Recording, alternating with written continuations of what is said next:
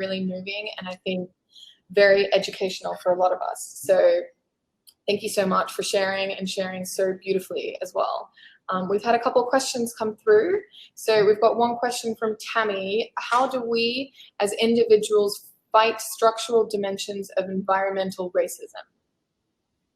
And a question that's kind of similar to that, what can we do as a privileged majority, do you think, that will actually create meaningful change? Cool, great questions. So here's the thing. One of the things I always say, and I had that in our slides, is the safest place to hide water is with a fish. It is very difficult for us to recognize that which surrounds us all the time. And as privileged people, I say this as a privileged person who had a very, very safe and strong upbringing, I had to do a lot of unlearning so that now when I walk into a room, I assess why am I the only brown person in here? Why? And that was something that was very, very normal to me for a long time. And I use that as an example because I think the more important thing, because we can look at tactical solutions to this, but the more important thing is that we become more aware, resilient people.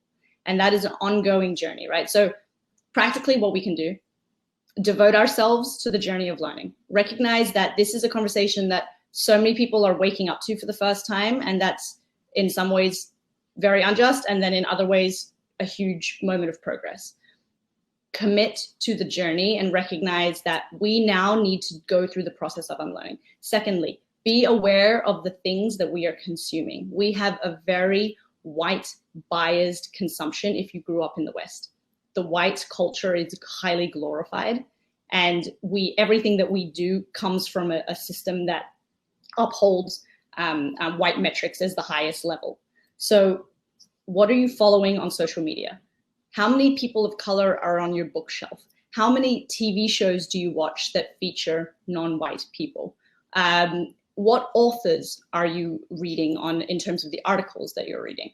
So start to change, I would call this like your life algorithms. Start to change your life algorithms, and then, don't worry. And this is a really, really important part as well. I saw this meme the other day that was like, reading about racism without action is just reading. And that's really, so the education is really important. And what's important in this conversation is plurality. Yes, read about racism and undo our biases. Also act. And so those two things happen at the same time. In America, like, this is a very different thing for me. I've been here for 2 years.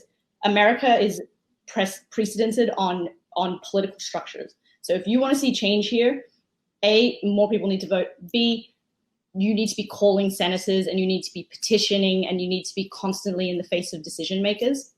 In other places, I would say that that's still very much a thing. I feel like democracies are a little bit more intact in some of the countries that are tuning in here. Although that's questionable too. We need to be in the face of people. We need to be emailing companies. We need to be demanding. We need to be tweeting. Any injustices that we see, we need to be vocal and recognize that that is not the task of activists.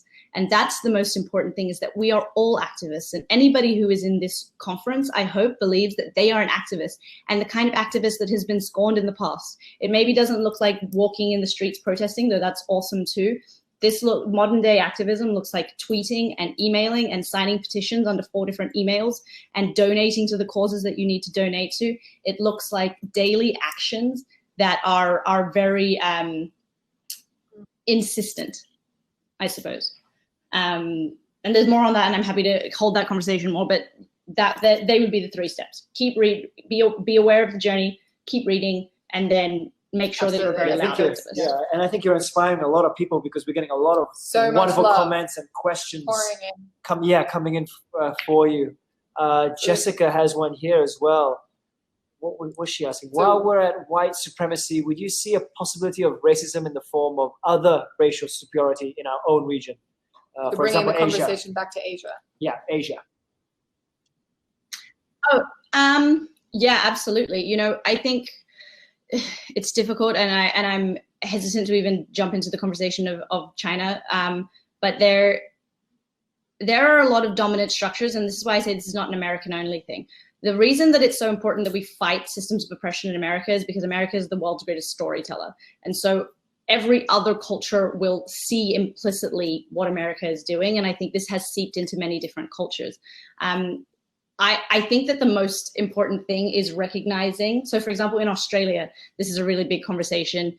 We learned about the Indigenous culture in Australia, but the first time I ever visited anything Indigenous was when I was 25 years old and had an understanding of, well, why have over 450 Indigenous people been killed whilst in police custody in Australia? Why is this, like, in the last month, that's the first time I've heard about it. So I think, and because of the global audience of this conference, I would say that recognize the structures of power, and you are going to have to become the expert in that, because there's also, I see this in India a lot. India borrows a lot of America's protesting processes, but India is such a more complex, historical, religious, has a completely different infrastructure.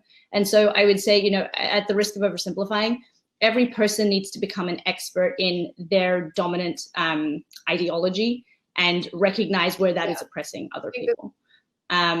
And I was just going to say, this leads into the last question, because we have 1 minute left for you to answer this, but it's really saying, how do we actually start encouraging the unlearning with family and friends, especially when these beliefs have been passed down and ingrained generationally? I think this is that's a big one. Yeah. I always say that, to borrow language that perhaps isn't the most relevant anymore, the greatest sin is to be unteachable. And I think that's true of all of us. And I think that's an attitude that we need to maintain. My beautiful father, who's in this conversation, we disagree a lot and we debate it a lot. And, he's really respectful and open and very empirical and challenges me in a way that I appreciate, but I also challenge back. And I think that the really important thing to build on is using real life examples. And I think, for example, using real life examples in your own life so that you can speak from an honest and authentic place. And then we need to be willing to do the work to go deeper, right? So it's like, for example, we can be like, with police brutality. Police brutality comes from racism. But there is a way that we could justify police brutality because of the various misconceptions around why police need to act in the way that they do. And there is an approach whereby if we keep asking, so why does that happen? So why does that happen? So why does that happen? Eventually we come back to racism. And I suppose I use that example to say that you've just got to be persistent. You've got to be kind. And there is a lot of literature around this. Literally go into Instagram and it's everywhere. How to talk to white people about racism. Like, there are guides galore. And if people want more resources, follow me on Instagram and I'll start putting together some resources, books, people you should follow, how-to guides, all of those things, and just keep the conversation going. Thank you so much. I thoroughly enjoyed your session. It was one of the highlights for me so far.